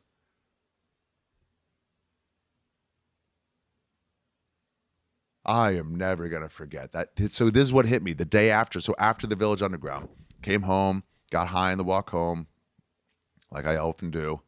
Walk my 30 minutes home, and just especially in the summer, it's the best time to be in New York. Streets are your own. Piss on the sidewalk. And yeah, somebody got me some flowers, like congratulations in the garden. I'd seen him a few times. But then I saw him again, kind of fresh for the first time because I had done it, and I noticed it. Congratulations in the garden, and it hit me like I was walking back to get something to put some like leftover food and some Szechuan, and it hit me like I played Madison Square Garden, and it was great. It was great. I fucking crushed it. I'm on the front monitors to this rain of fucking applause, and I've never felt this before. This many people screaming their support for me. And I'm on the front of the monitor, and I'm just standing up there in a fucking handmade suit by David August that Rogan got me because he's a fucking baller. He's a fucking G. This 3-piece beautiful suit, and I'm just sitting up there soaking it in. Gave the double fingers to this whole MSG audience before I even started my fucking thing. It hit me. And I was like, damn, bro. I don't do this much. I don't like soak it in much. But I soaked that one in right then in my kitchen alone with Bandit fucking on the couch. And it was like, I played MSG and I fucking blew the roof off it. And it was, what a feeling.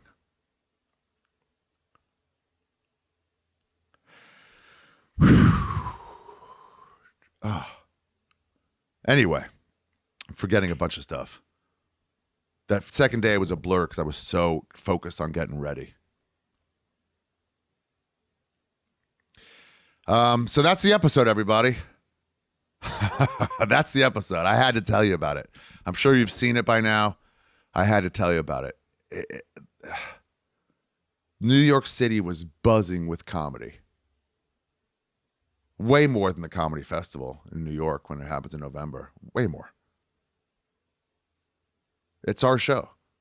We all have a tiny bit of ownership in that show. It's the Green Bay Packers of stand-up comedy shows. Except instead of monetarily owning it, we fucking, mentally own it. Thank you, Harlan Williams, for leaving your gift bag.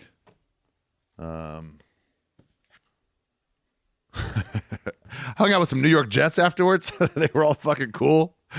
Comedy's so big. I met Marcus King afterwards, and I was like, hey, good set. He goes, oh, big fan. I'm like, what the fuck is this? What is this world? Does give me hope, though, that I can maybe now go just DM people and go, do you want to be on You Be Trippin? And see what they say. Could work. Maybe if they know me, maybe they would. So that's the episode. Thank you very much, Your Mom's House, for producing this. As always, Alan. No, this one's by Chris Larson. Edited this one. Whew. Thank you once again to Tom Schaar for coming in. Congratulations on a silver fucking medal. Forget about being one of the best vert skateboarders of all time. What a fucking fun time in Paris. You really fucking milked it right, bro. You really milked it right. Whew. Sign up for the Patreon, You Be Trippin, patreon.com/You Be Trippin. Help me support me doing this. We're going to send someone around the globe for a year with the money we get from Patreon once we get to 2,000 subscribers. We're also going to do fun stuff. I want to do is take a fucking dart, throw it to the globe, throw it at a map, and then get on a plane for, let's say, 5 days, something like that. 3 to 5 days, 3 to 7 days, and just do that live on the Patreon, and then go, and then check in a couple times, tell you how it's going, only on the page, and that's it. We're gonna do a live one maybe in October. We'll see. Details will come, but that's it. I don't know. My vinyl should ship in a week. AriShaffir.com for all that, grinders and everything. And guys, that's it. I got nothing else to tell you. You Be Trippin Pod on Patreon. Subscribe wherever you're listening. This is a fucking epic podcast. Next week, one of the best comics in the country, Greg Fitzsimmons, is coming on to talk about Ireland. He's got a special coming out at the same time. And that was a fucking great trip with him as a kid. I think he was a 19-year-old driving around Ireland. It was a fucking great one. These are some of my favorite ones too, is the old times. It's fun when they're fresh off a thing like Tom just did, and it's fun when they're like talking about an old version of themselves like Greg Fitzsimmons is going to do. I'll tell you, next week is Greg Fitzsimmons, Sean Patton after that, on a great one about Cuba. A great episode. And then September is, it's just going to be great. Shane Gillis will come on in September. Hopefully, Andrew Schultz, pressure him. Hopefully, Tim Dillon, pressure him to come on. Joey Diaz is coming on in September. Got a lot of shit planned for you guys. Subscribe wherever you're listening or watching. And that's it. I'm Ari Shaffir. It's been a great time. Thank you for tuning in. Till next week. Bonjour.